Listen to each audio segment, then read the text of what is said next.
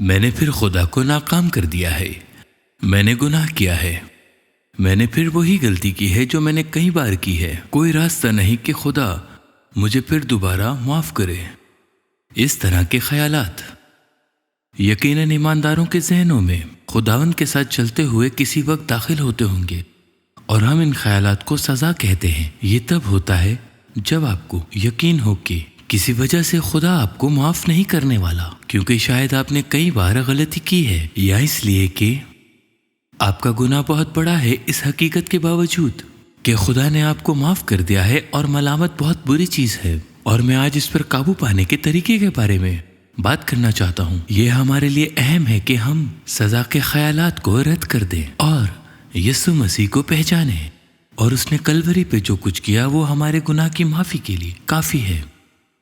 اور میں صحیفے کا ایک حوالہ پڑھ کر شروع کرنا چاہتا ہوں۔ رومیو 5واں باب اس کی 10ویں آیت لکھا ہے کہ کیونکہ جب باوجود دشمن ہونے کے خدا سے اس کے بیٹے کی موت کے وسیلے سے ہمارا میل ہو گیا، تو میل ہونے کے بعد تو ہم اس کی زندگی کے سبب سے ضرور ہی بچیں گے۔ یہ حوالہ ایمانداروں سے مخاطب ہے۔ یہ کہتا ہے کہ ہم کبھی خدا کے دشمن تھے، ہم کبھی غیر تبدیل شدہ گنہگار تھے جو خدا کے خلاف بغاوت کر رہے تھے، تاریکی کا حصہ تھے، اس کی روشنی میں نہیں تھے۔ وہ روشنی جو تاریکی کو مٹانے کی قدرت رکھتی ہے، ہم اس کا حصہ نہیں تھے۔ تو یہ کہہ رہا ہے کہ آپ ایک بار وہاں پر تھے۔ وہ مسیحیوں سے بات کر رہا ہے، لیکن یہ کہہ رہا ہے کہ جب ہم اس جگہ پر تھے جب ہم خدا کے دشمن تھے، اس نے تب بھی ہم سے صلح کی۔ اس خوفناک جگہ پر بھی اس نے ہمیں معاف کر دیا، اور وہ ہمیں اپنی روشنی میں لے آیا۔ اور اس کے بارے میں سوچیں، اگر خدا آپ کو معاف کر سکتا ہے جب آپ خدا کے دشمن تھے تب بھی، تو اب خدا آپ کو کتنا زیادہ معاف کرے گا جب اس کی زندگی آپ میں ہوگی، جب آپ اس کے بچے بن جاتے ہیں، جب آپ اس کے اپنے بن جاتے ہیں۔ اور یہ ان لوگوں کے لیے ایک شاندار اور حوصلہ افزا حوالہ ہے جو سزا کا سامنا کر رہے ہیں۔ اور اس کا مطلب یہ نہیں ہے کہ مسیحیوں کو گناہ کو ہلکا سمجھنا چاہیے۔ اس کا مطلب یہ بھی نہیں کہ ہمیں گناہ کو بڑا نہیں سمجھنا چاہیے۔ گناہ موت لاتا ہے، گناہ دل کو سخت کرتا ہے، گناہ ہمیں اس راستے پر لے جاتا ہے جس میں ہم جانا نہیں چاہتے۔ لیکن جب ہم سزا محسوس کرنے کے بجائے گناہ کرتے ہیں، معاف نہ کیے جانے کے ان خیالات کے بجائے، جبکہ ہمیں معاف کیا گیا ہے، ہمیں ملامت کرنے کے بجائے دو چیزیں کرنی چاہیے۔ معافی حاصل کرنے کے لیے خدا سے ہمارے تعلق کو بحال کرنے کے لیے جب ہم گناہ کرتے ہیں تو ہمیں دو چیزیں کرنی چاہیے۔ پہلا، اگر ہم گناہ کرتے ہیں تو ہمیں توبہ کرنی چاہیے، اور یہ خدا کے سامنے اپنے گناہ کا اقرار کرنا ہوتا ہے، اور گناہ سے باز آنے کے لیے اس سے دور ہو جاؤ۔ پہلا یوحنا اس کی 9ویں آیت کہتی ہے، اگر آپ اپنے گناہوں کا اقرار کریں تو وہ ہمارے گناہوں کو معاف کرنے اور ہمیں ساری ناراستی سے پاک کرنے میں سچا اور عادل ہے۔ تو اقرار کا مطلب خدا کے سامنے تسلیم کرنا ہے کہ ہم نے گناہ کیا ہے، اور اس سے دعا کرنا کہ وہ ہمیں معاف کر دے۔ لیکن الفاظوں سے زیادہ یہ ہمارے دل کا ایک رویہ بھی ہے۔ میرا مطلب ہے کہ اگر آپ میرے پاس بیٹھے ہوتے اور میں کہتا ہوں کہ میں غصے میں آ کے آپ کے منہ پہ مارتا ہوں، اور پھر برا محسوس کرتا ہوں، اور پھر میں کہتا ہوں کہ مجھے اپنی اس حرکت پہ بہت افسوس ہے، مجھے افسوس ہے کہ میں نے ایسا کیا، لیکن پھر ایک لمحے بعد میں آپ کو دوبارہ مارتا ہوں، آپ کو معلوم ہو جاتا ہے کہ در حقیقت مجھے واقعی افسوس نہیں تھا، جبکہ میں نے کہا تھا کہ مجھے افسوس ہے۔ لیکن اگر میں آپ کو ماروں اور آپ سے معافی مانگوں اور اس ناکامی کا اعتراف کروں، اور پھر میں دوبارہ آپ کو کبھی نہ ماروں، یہ واضح ہو جائے گا کہ مجھے افسوس تھا۔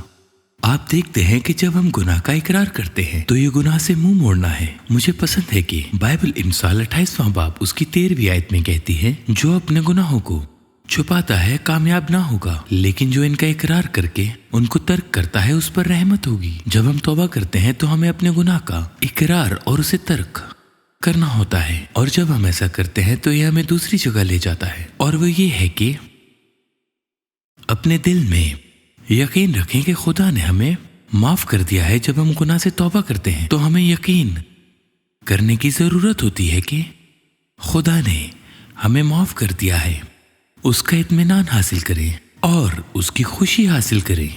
خدا کے وعدوں پر یقین کریں ورنہ ہمیں سزا ملے گی۔ بائبل کہتی ہے کہ وہ پھر ہم پر رحم فرمائے گا، وہی ہماری بد کرداری کو پامال کرے گا اور ان کے سب گناہ سمندر کی تہ میں ڈال دے گا۔ خدا ہمارے تمام گناہ سمندر کی تہ میں ڈال دے گا۔ واو، یہ کتنا خوبصورت ہے کہ ہمارے تمام گناہ سمندر کی تہ میں ڈل جائیں گے۔ بائبل پھر کہتی ہے جیسے پورب پنچم سے دور ہے ویسے ہی اس نے ہماری خطائیں ہم سے دور کر دی ہیں، اور کہتا ہے کہ وہ ہمارے گناہوں کو پھر یاد نہیں کرے گا۔ اگر ہم نے گناہ سے توبہ کر لی ہے تو ہمیں سزا میں نہیں ہونا چاہیے۔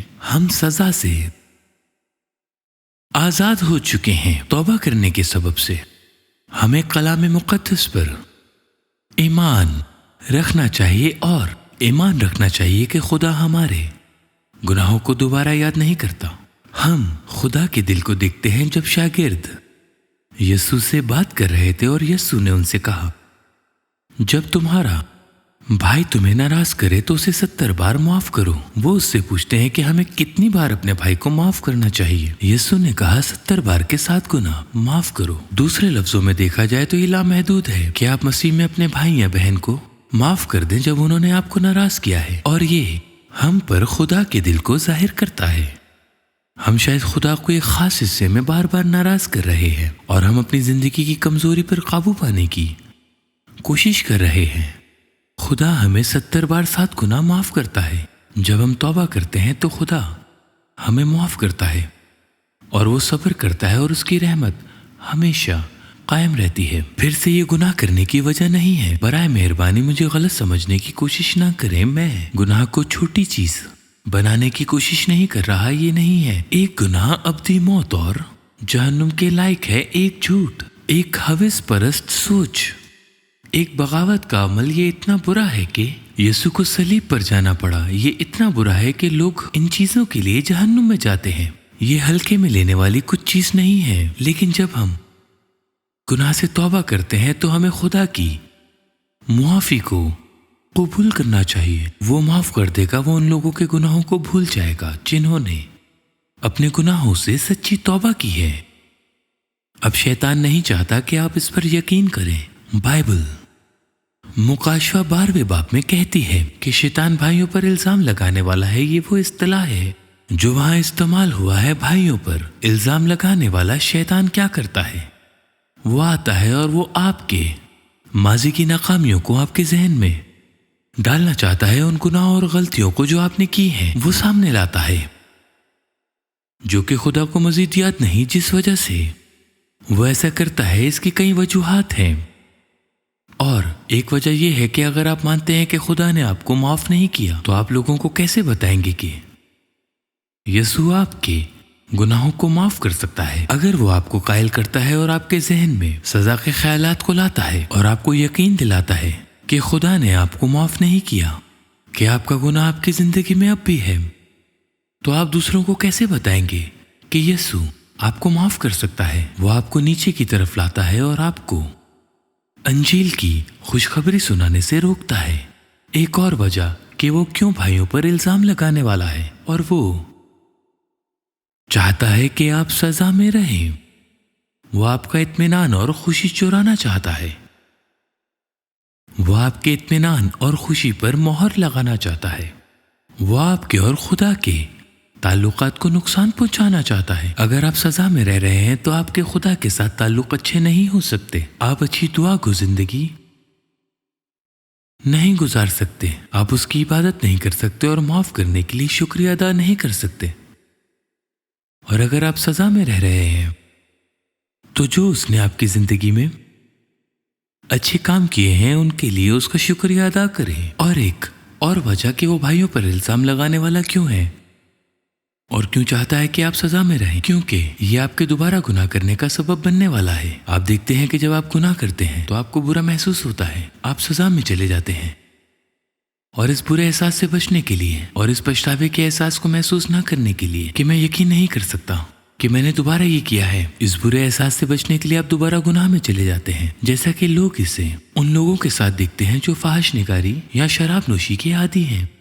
مطالعہ کرنے سے پتہ چلتا ہے جو ان لوگوں نے ابھی کیا ہے، جب بھی وہ اس بارے میں برا محسوس کرنے لگتے ہیں تو وہ دوبارہ گناہ کو دہرا کر اس برے احساس سے بچنے کی کوشش کرتے ہیں۔ اس لیے شیطان بھائیوں پر الزام لگانے والا ہے۔ وہ چاہتا ہے کہ آپ کو اتنا برا لگے کہ آپ دوبارہ گناہ کرنے لگیں۔ اس برے احساس سے چھٹکارا پانے کے لیے وہ کوشش کرتا ہے اور کامیاب ہو جاتا ہے، کیونکہ وہ روح القدس کی جگہ لینے کی کوشش کرتا ہے۔ یہ ایک ملامت ہے سزا کے طور پر۔ ایک بہت ہی ملتا جلتا احساس ہو سکتا ہے۔ آپ دیکھتے ہیں کہ جب ہم گناہ کرتے ہیں تو روح القدس آتا ہے اور ہمیں گناہ کا مجرم ٹھہراتا ہے، اور یہ ہمیں توبہ کی طرف لے جاتا ہے، اور توبہ ہمیں اطمینان اور خوشی کی طرف لے جاتی ہے۔ ہمیں اس برے احساس سے نجات مل جاتی ہے اور ہم خدا کے ساتھ اپنے تعلق کو بحال کرتے ہیں۔ لیکن جب ہم ملامت میں رہ رہے ہیں تو کیا ہوتا ہے؟ ہم گناہ کرتے ہیں، روح القدس ہمیں مجرم ٹھہراتا ہے، ہم توبہ کرتے ہیں، ہمیں خوشی اور اطمینان ملتا ہے، اور اب بھائیوں پر الزام لگانے والا اندر آتا ہے اور ہمیں دوبارہ وہی احساس دلانے کی کوشش کرتا ہے۔ وہ خدا کی جگہ لینے کی کوشش کرتا ہے، لیکن اس ترتیب کو برباد کرتا ہے جو خدا نے توبہ میں رکھا ہے۔ وہ ہمیں نیچے لانے اور اس بات پر قائل کرنے کی کوشش کرتا ہے کہ ہم نے دل سے توبہ نہیں کی۔ وہ اطمینان اور خوشی کو چھیننے کی ہم سے کوشش کرتا ہے۔ لیکن بائبل کہتی ہے کہ جب ہم توبہ کرتے ہیں، رومیو 8واں باب اس کی پہلی آیت، پس اب جو مسیح یسوع میں ہیں ان پر سزا کا حکم نہیں۔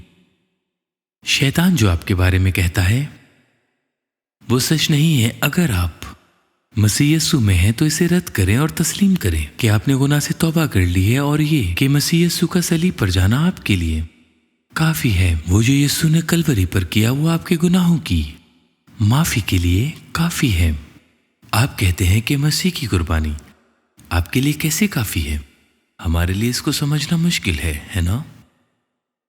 یہ کافی ہے کیونکہ وہ حوث جس کے ساتھ آپ نمٹ رہے ہیں، شاید شراب نوشی کا مسئلہ ہے جس سے آپ نمٹ رہے ہیں، یسوع نے وہ گناہ لے لیا اور صلیب پر اس گناہ کا کفارہ ادا کیا۔ وہ مجرم بن گیا، وہ ہماری جگہ گناہ گار بن گیا، اور یہ مسیح کے لیے ایک تاریخی جگہ تھی۔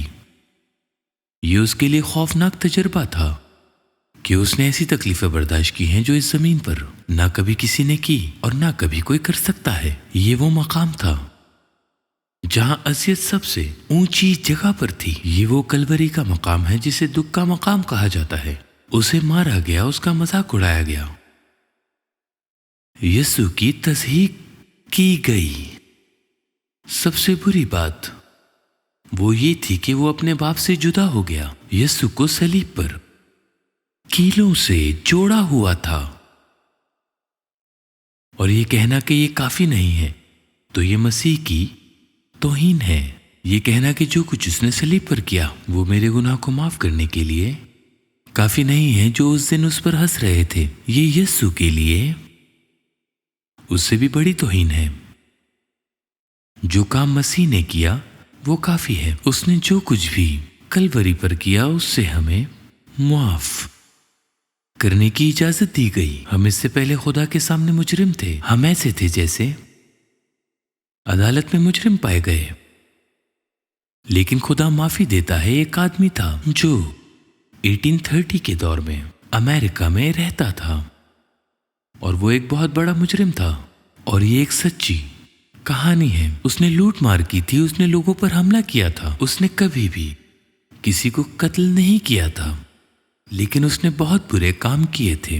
اسے پکڑ کر عدالت میں لے جایا گیا اور اسے مجرم پایا گیا اور اسے پھانسی کی سزا سنائی۔ لیکن امریکی ثقافت کے معاشرے میں 1830 کے دور کے آس پاس ان لوگوں کو پھانسی دینے کا خیال جنہوں نے قتل نہیں کیا تھا تبدیل ہونے لگا۔ لوگ مجرموں کے ساتھ اس قدر سختی کرنے کے خیال کے خلاف جانے لگے، اور عوام کی اکثریت کی رائے کو دیکھتے ہوئے اینڈریو جیکسن نامی صدر نے اس مجرم کی سزا کو معاف کر دیا اور فیصلہ کیا کہ اسے اس جرم کے لیے پھانسی نہیں دی جانی چاہیے۔ اور کچھ عجیب ہوا، اور ویسے اس ملک میں صدر کو معافی دینے کا اختیار حاصل ہے تو اس نے ایسا کیا۔ لیکن کچھ عجیب ہوا، اس مجرم نے عدالت کے سامنے کھڑے ہو کر معافی کو نامقبول کر دیا، جو تاریخ میں کبھی نہیں ہوا تھا۔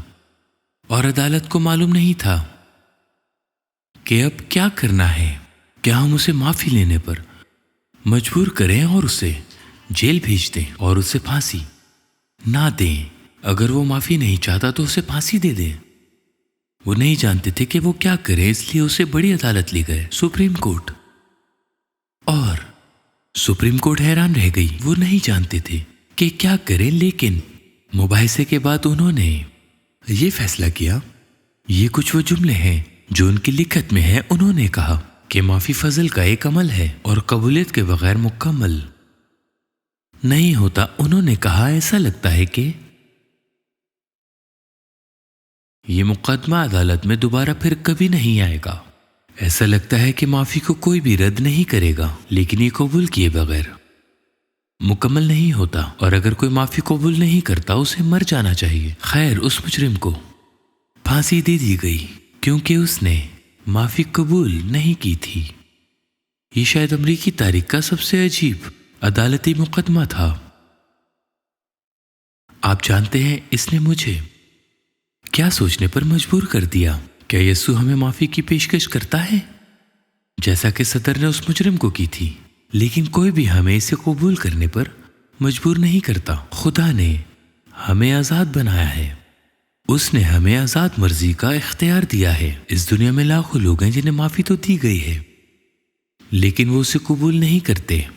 لاکھوں لوگ ہیں جنہیں معافی کی پیشکش کی جاتی ہے، جہنم سے آزاد ہونے اور ہمیشہ کے لیے خدا کے ساتھ رہنے کا موقع، لیکن وہ اسے نہیں لیتے۔ جیسا کہ عدالت نے کہا کہ یہ فضل کا عمل ہے اور خدا ہمیں یہ معافی عطا کرتا ہے، اور ہمارے پاس یہ اختیار ہے کہ ہم اسے قبول کریں یا نہ کریں۔ لیکن معافی سے زیادہ یسوع ہمیں صلیب کے ذریعے سے انصاف پیش کرتا ہے۔ وہ ہمیں موقع فراہم کرتا ہے کہ ہم نہ صرف معافی حاصل کریں بلکہ انصاف بھی حاصل کریں۔ قابل قبول ہونے کا مطلب بالکل ایسا ہی ہے جیسے میں نے کبھی گناہ نہ کیا ہو۔ وہ ہمیں یہ موقع فراہم کرتا ہے کہ ہمارے گناہوں کو بھول جائے اور ہمارے گناہ مزید نہیں رہیں گے۔ بائبل کہتی ہے کہ وہ ہمارے گناہوں کو ہمیشہ کے لیے مٹا دیتا ہے۔ شاید آپ نے اس شخص کی کہانی سنی ہو جس نے اپنی زندگی کا خواب دیکھا تھا۔ یہ اس کی زندگی کی کتاب تھی اور صفحات بدلتے رہے اور اسے اپنی زندگی کے مختلف واقعات نظر آتے رہے۔ یہ اس کی پیدائش کے وقت سے لے کر اس کے موجودہ وقت تک کی ایک کہانی تھی، اور صفحہ پلٹا اور اسے معلوم ہوا کہ اس نے اپنی زندگی کے اس خاص مقام پر بہت بڑا گناہ کیا ہے اور وہ اس گناہ کی وجہ سے بڑی سزا میں رہا۔ لیکن جب خواب میں وہ اس صفحے پر پہنچا تو وہ خالی تھا۔ اس کا گناہ اس کی زندگی کی کہانی سے مٹا دیا گیا تھا۔ یہ وہی ہے جو خدا ہمیں پیش کرتا ہے۔ وہ ہمیں انصاف پیش کرتا ہے جس سے ہمارا کبھی گناہ ہوا ہی نہیں تھا۔ وہ پیشکش کرتا ہے کہ ہمارے گناہ کو ہماری زندگی سے مٹا دیا جائے۔ اگر ہم توبہ کریں تو ہمارا گناہ صلیب پر کیلوں سے جوڑا جاتا ہے۔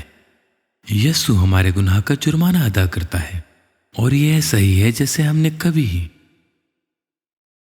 گناہ نہ کیا ہو، کیونکہ یسوع نے اسے اپنے اوپر لے لیا۔ آپ سزا میں مت رہیں۔ اگر آپ نے گناہ سے توبہ کر لی ہے تو سزا میں نہ رہیں۔ قبول کریں جو یسوع نے آپ کے لیے کیا ہے۔ بھائیوں پر الزام لگانے والے کو اپنے دماغ میں خیالات ڈالنے کی اجازت نہ دیں۔ وہ آپ کی خوشی اور اطمینان کو چھین لے گا اور انجیل کی خوشخبری کو بانٹنے کی خواہش کو چھین لے گا، اور اس سے آپ کے اور خدا کے تعلقات کو نقصان پہنچے گا، جس وجہ سے آپ دوبارہ گناہ سے بھری زندگی میں واپس چلے جائیں گے۔ جو یسوع نے آپ کے لیے کیا ہے اسے قبول کریں۔ وہ یہی چاہتا ہے، اور اس کی وجہ یہ ہے کہ اس نے ہم سے محبت کی ہے اور ہمارے لیے اپنی جان دی ہے، تاکہ ہم بدلے میں اس سے بہت پیار کریں اور ہم ابدیت کا سارا وقت اس کی حمد اور عبادت میں گزاریں۔ سزا میں مت رہیں۔ آئیں دعا کرتے ہیں۔ خداوند یسوع، جو کچھ آپ نے ہمارے لیے کیا اس کا شکر ادا کرتے ہیں۔ جب ہم گناہ کرتے ہیں تو آپ ہمیں گناہ سے توبہ کرنے کا موقع فراہم کرتے ہیں۔ ہم اس کے لیے شکر گزار ہیں۔ آپ ہمیں روح القدس سے مجرم ٹھہراتے ہیں اور یہ ہمیں توبہ کی طرف